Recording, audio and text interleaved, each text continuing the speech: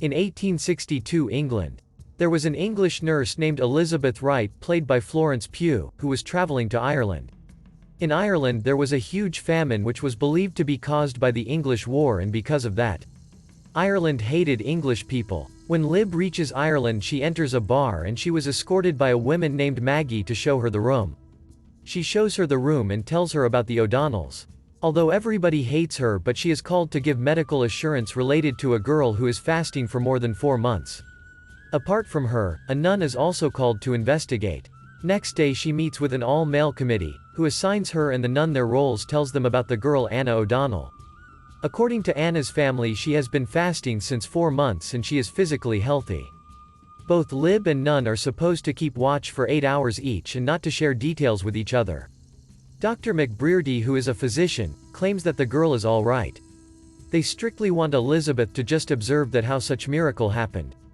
On the first day, Lib observes that too many visitors visit her and believe it to be a miracle.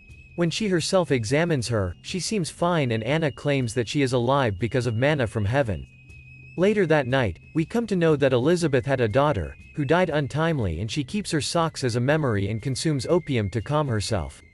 In eagerness to know the truth, she asks the doctor to give her some alone time with her, away from her parents and visitors. And the doctor agrees, which displeases her mother and daughter. During that time she also comes to know that she had a brother who died few years back. Lib also meets a local journalist named Will, who wants to write about the case. One day when Anna is sleeping, she looks around the room and finds a lock of hair which turns out to be of her dead brother. Over the period, Elizabeth observes that Anna is fasting not on her own will but because of the supervision and the stories told by others.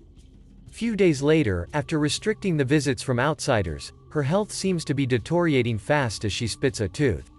Seeing her condition and lack of understanding among others, she tries to take control in her own hands and try to feed her forcefully.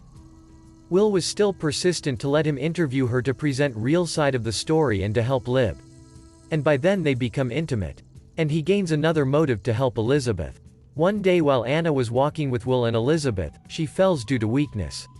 Next day, Lib goes to the doctor and tries to convince him to stop the investigation, but he, in turn, orders her no to give any more diagnosis. After losing from everywhere, she tells Anna that she is the only one who can stop all of this. At that moment, Anna decides to open up to her and tells Lib that she is doing this as a service towards her brother, as she was involved in an incest relationship with him. But quickly Lib realizes that she was being abused, and her family put the entire blame on her. After listening this, she loses her patience, and decides to share the truth to stop the investigation. Anna was being fed by her mother by bringing chewed food in her mouth and passing it on while giving her goodbye kisses. It turns out both Lib and Nun knew about it. And when the nun was asked to verify the claim, she denied the fact to prove her faith. After seeing all of this, she decides to free Anna from her family. She goes to the homestead and speaks with Anna and comes up with a story of getting born again as Nan when Anna dies, just like her parents convinced her to do fasting. She then takes Anna to outskirts and asks Anna to die and call her again as Nan to wake up and feeds her. She goes back to homestead, burns down the house along with the things of her past, but while doing that she burns her hands. During the investigation of the incident, she cooks up a lie of Anna being dead before fire erupted by presenting a fake entry in her medical notes. Since there was no proof, and to save themselves, they ended the investigation.